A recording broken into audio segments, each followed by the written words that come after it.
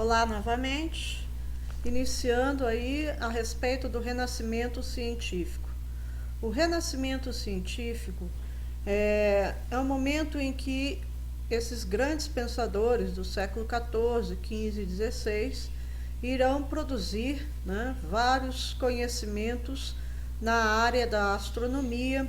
Vai ter um grande avanço também na matemática, na medicina e também na ciência biológica. Tá? Então, o conhecimento nesses setores vai se ampliar bastante.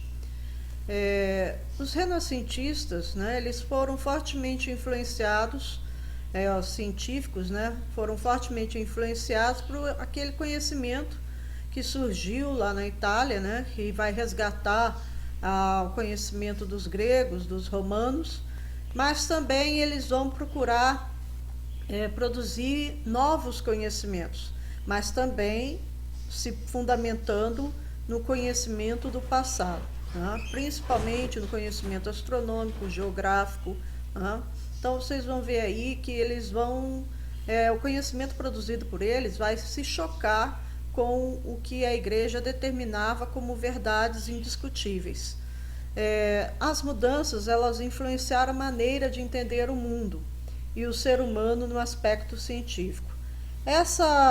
Esse movimento, ele dá um salto, principalmente, né, no século XIV, por causa do advento, né, do invento da imprensa de Gutenberg.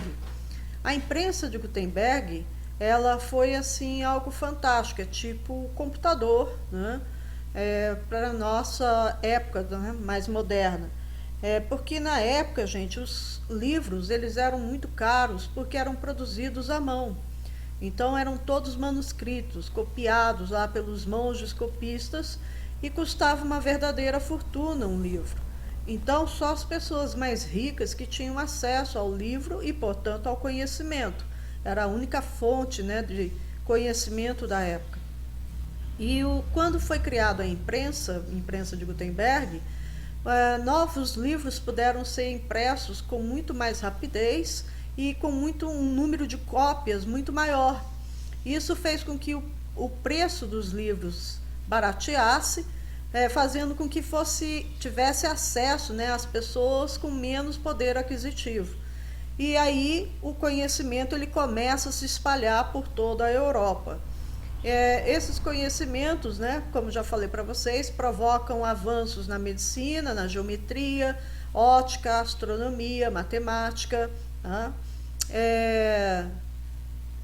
Esse conhecimento todo, ele vai proporcionar uma nova mentalidade para o homem europeu. Ele começa a pensar de maneira diferente, ele começa a contestar mais aquilo que era passado para ele como verdades indiscutíveis pela igreja. E aí vai acabar causando, né, conflitos e gerando profundas mudanças, uma reforma profunda dentro da Europa, como a reforma religiosa que nós vamos ver nas próximas aulas. O avanço do conhecimento não só trouxe implicações na área do saber, como na fé, acabei de falar. Tá? Então vai proporcionar conhecimento também que vai iniciar uma nova igreja dentro da Europa, rivalizando com a igreja católica, que será a igreja protestante. Aqui, olha, é um esboço feito pelo Leonardo da Vinci, tá? Foi encontrado no diário dele, aonde ele registra o seu estudo anatômico. Lembra que eu falei para vocês que ele, o Michelangelo, o Rafael Sanzio, eles estudavam corpos humanos, estudavam anatomia para poder verificar como era o corpo por dentro, como que era uma musculatura, como que eram os nervos, né, os ossos. Então eles dissecavam os corpos, eles compravam clandestinamente corpos, pessoas que morriam e que parente nenhum requisitava o corpo, um indigente, por exemplo, e aí eles levavam escondido, né, para um local que eles tivessem e abriam esse corpo e faziam os seus estudos. Tudo com o objetivo de chegar à mais perfeição, né, a sua forma mais perfeita de se expressar nas artes, tanto na escultura quanto na pintura. Então, aqui é o esboço que ele fez do que ele viu do corpo humano, tá? Então, ele está fazendo aqui a musculatura, né? Os tendões, os ossos. Então, ele está registrando isso tudo. E aqui a explicação, né, que ele vai dando, mas como eu falei para vocês, ele tinha escrita invertida. Aqui ele faz um esboço do coração, né? Então, vocês, através desses estudos de Leonardo da Vinci, ele também vai contribuir para a medicina. E aí muitos outros também que estudavam, jovens que estudavam para medicina, acabam também se arriscando, fazendo esses estudos anatômicos. E proporcionou aí um conhecimento bem maior, bem mais amplo do corpo humano e possibilitando, né, um tratamento bem melhor também. Aí ele faz o esboço de um feto ainda dentro da barriga da mãe. Não me pergunte como foi feito isso, que nós não temos esses dados, tá? Grandes nomes para posicionarem estes avanços no conhecimento são eles, né? Grandes nomes que possibilitaram grandes avanços do conhecimento, como Copérnico, Nicolau Copérnico, né? Ele era da região da Polônia. Ele vai ser um astrônomo e matemático responsável aí pela teoria do heliocentrismo, né? O que vem a ser a teoria do heliocentrismo? Hélio, a palavra hélios significa sol, vem do grego, tá? Centrismo, centro. Então, sol no centro. No centro do quê? Do nosso sistema, né?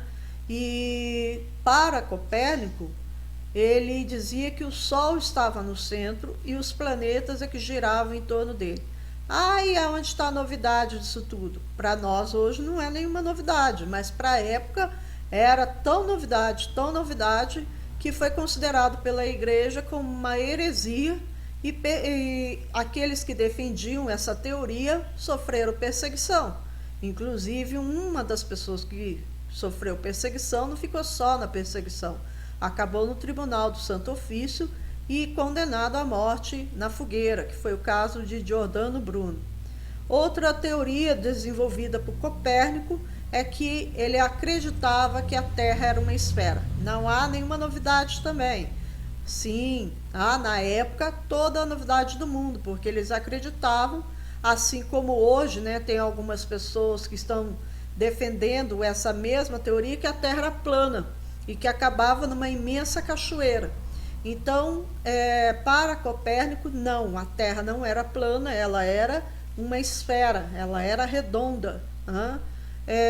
Então, a igreja vai condenar essas duas teorias, dizendo que era um engano, né, que era obras de Satanás e que isso deveria ser abolido.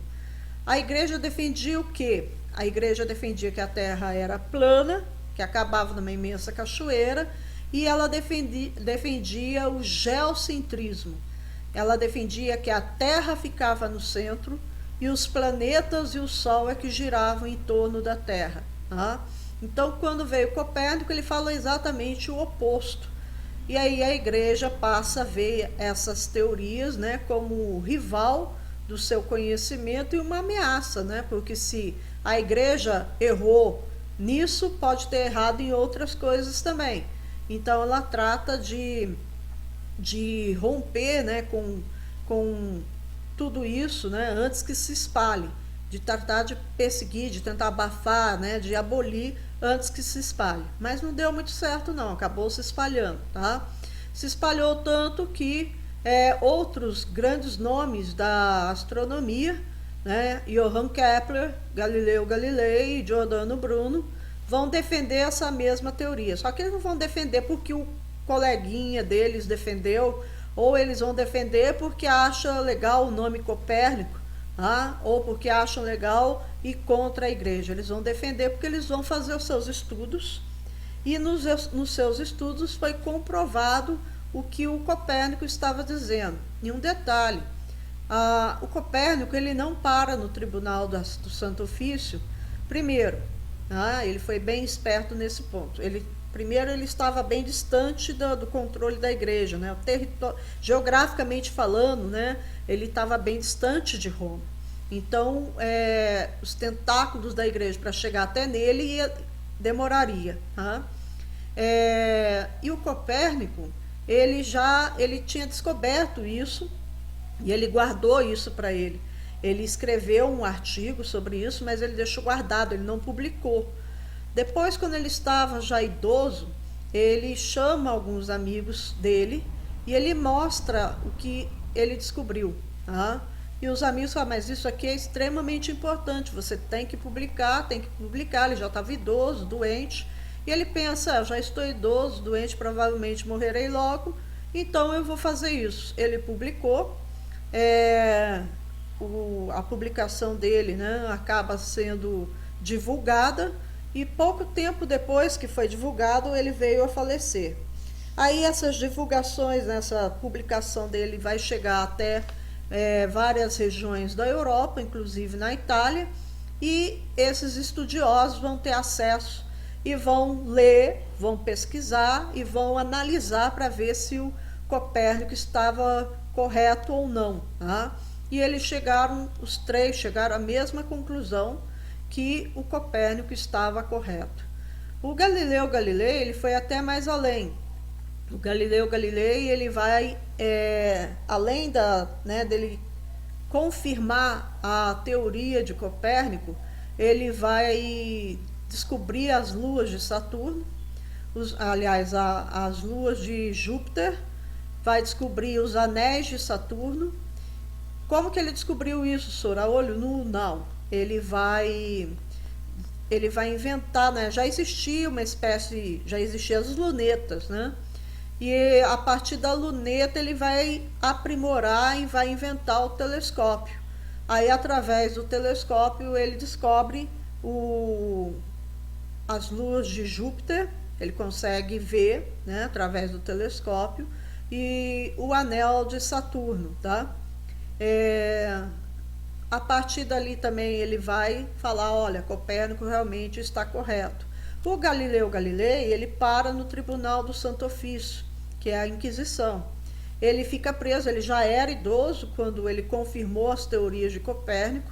Ele fica preso ali no tribunal e é feito o julgamento dele e eles ameaçam o Galileu Galilei de parar na fogueira se ele não renunciasse o que ele havia dito.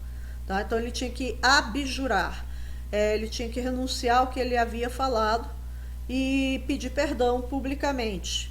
Para ele não morrer na fogueira, ele faz isso, tá? Ele se ajoelha e pede perdão para que todos que estivessem na sala o ouvissem. E o Galileu Galilei, ele não sai totalmente impune dessa situação. Ele acaba condenado a uma prisão domiciliar até o fim da vida dele. Aí ele é levado para a casa dele e de lá ele não podia sair. Ele podia até receber umas, duas visitas, sempre com guardas na porta, e ele não podia mais sair de sua casa, não podia mais fazer suas pesquisas, nem de publicá-las, tá? Já o Giordano Bruno, ele também foi levado pelo Tribunal do Santo Ofício, porque ele confirmou as teorias de Copérnico e contesta outras coisas mais que a igreja confirmava como verdade indiscutível. E o Giordano Bruno, ele confronta publicamente a igreja. E ele, o Galileu Galilei, né, acaba pegos pelo tribunal, porque eram italianos, então estava mais próximo de Roma, mais fácil de Roma controlá-los. E aí o Giordano Bruno é levado, também fica preso, ele era mais jovem, mais impetuoso, ele fica preso e passa pelo tribunal quando eles dizem que ele era considerado culpado, que ele tinha que abjurar para não morrer na fogueira. E o Giordano Bruno disse que não tiraria nenhuma vírgula do que ele havia afirmado, que tudo era verdade. E ele falava muito bem em público, né? Então a igreja, ela temia soltá-lo, temia deixá-lo vivo, né? Para que ele pudesse divulgar suas ideias e atrair uma multidão de seguidores. e aí condenam o Giordano Bruno à fogueira. A morte na fogueira, ele seria tirado da prisão e levado em público até a praça pública. Então ele teria que ir caminhando até a praça pública, aonde tinha uma pira lá para que ele pudesse ser queimado vivo. E eles pensaram o seguinte: no trajeto da prisão até a praça pública, esse homem vai falando, vai gritando as verdades dele e vai convencer a muita gente. Então temos que calá-lo. O que eles fizeram? Arrancaram a língua do Giordano Bruno e o levaram para a fogueira, onde ele morre queimado vivo. Tá? Essa é a história aí desses grandes nomes que possibilitaram um grande avanço científico. É óbvio que nesse momento a igreja está negando tudo, mas vai haver um tempo, né? Cerca de um século depois, 2 séculos no máximo, a igreja acaba aceitando, né, o que esses homens confirmaram. Não eram ideias exclusivas da época, tá? Já lá na antiguidade já se discutia sobre o assunto, se a Terra era redonda ou não, se ela era o centro da galáxia ou não, ou do universo, tá? Então já tinha essa discussão. Por exemplo, né, Aristóteles, no ano 350 a.C., apresentou 6 argumentos que provavam a esfericidade da Terra. Aristóteles, né, foi um grande pensador grego. Eratóstenes também, e também matemático, ele mediu a circunferência da Terra com uma precisão de 90%, ou seja, ele faz uma medição da circunferência da Terra com os dados que ele tinha. Não é que ele saiu andando pela Terra e medindo com uma fita métrica gigante, não. Mas ele faz base fundamentado em cálculos matemáticos, em ângulo e tudo mais, e ele acerta quase que 90% do tamanho da circunferência da Terra. É óbvio, né, com o que ele tinha na época, até que ele acertou muito. Cláudio Ptolomeu, que é o dono da ideia da Terra ser o centro do universo. É ele que cria a teoria do geocentrismo. Né? A Terra está no centro, estagnada, parada, e os planetas e o Sol é que giram em torno dela. E a igreja comprou essa teoria de Ptolomeu como uma verdade indiscutível, né? E bradou isso por mais de 1000 anos na Europa. Aí são as duas teorias, né? Aqui é a teoria do geocentrismo, aqui é a Terra, né? Os planetas e o Sol girando em torno dela. E aqui a teoria do heliocentrismo, Sol no centro e os planetas que estão girando em torno do Sol. Dúvidas? Já sabem, só me perguntar. Tá? Até a próxima aula.